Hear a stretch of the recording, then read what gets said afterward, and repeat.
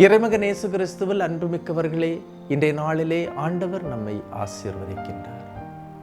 நம்மை அவர் இறைவார்த்தை தந்து, ஒரு புதிய இறைவார்த்தை தந்து நம்மை ஆசீர்வதிக்கின்றார். பவுலின் துன்பங்களின் மீது, அவருடைய துயரத்தின் மீது இன்று இந்த இறைவார்த்தையை தந்து அவர் பட்ட துன்பத்திலிருந்து விடுதலை அளித்த தெய்வமே, இன்றைய நாளிலே நாங்கள் ஏறெடுக்கின்ற எல்லா ஜெபத்தையும் நீர் கேட்டுக்கொள்ளும். ஆண்டவரே, நாங்கள் உம்மை நோக்கி கூப்பிடும் போது உம்முடைய செவிகள் எங்களுடைய மன்றாட்டை கேட்கட்டும்.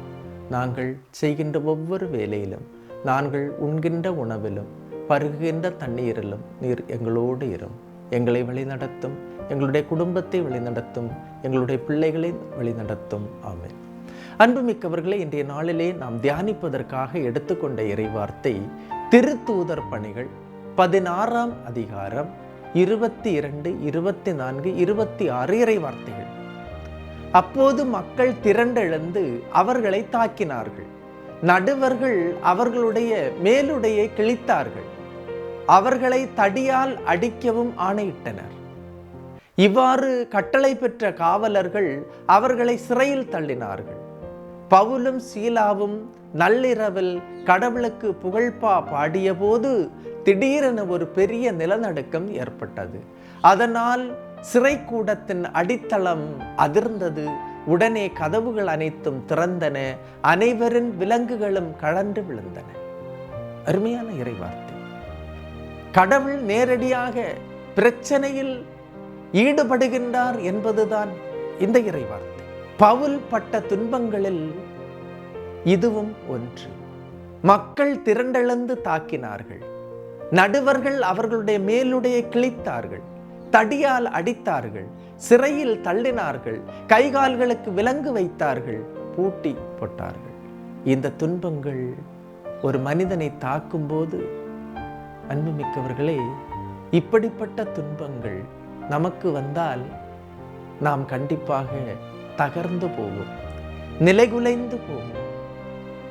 ஆனால் இறை வார்த்தை என்ன சொல்லுகின்றது? இப்படிப்பட்ட துன்பங்களை தந்து அவர்களை சிறையில் அடைத்த போதும் பவுலும் சீலாவும் கடவுளுக்கு புகழ்பா பாடினார்கள்.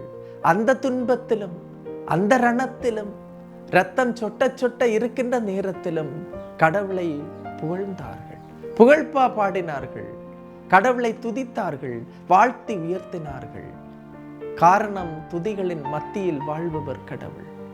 இப்படிப்பட்ட துன்பங்கள் வரும்போது கண்டிப்பாக நம்மால் கடவுளை வாழ்த்த முடியாது, புகழ முடியாது, புகழ்பா பாட முடியாது. ஆனால் பவுலும் சீலாவும் நமக்கு சொல்லுவது, கடவுளை புகழ்த்தினார்கள், வாழ்த்தினார்கள். கடவுளை துதிக்க துதிக்க அவரின் வல்லமை இறங்கி வந்தது, அவர்களை ஆட்கொண்டது.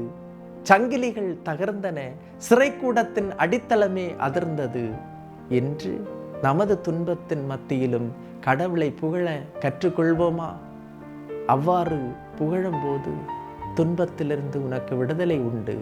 துன்பம் உன்னை அணுகாது, வாதை உன் கூடாரத்தை நெருங்காது. எல்லாம் வல்ல இறைவன், தந்தை, மகன், தூய ஆவியார் உங்களையும் உங்கள் குடும்பத்தையும் நிறைவாய் ஆசீர்வதிப்பாராக. ஆமென். இயேசுவுக்கே புகழ், இயேசுவுக்கே நன்றி. மரியே வாழ்க.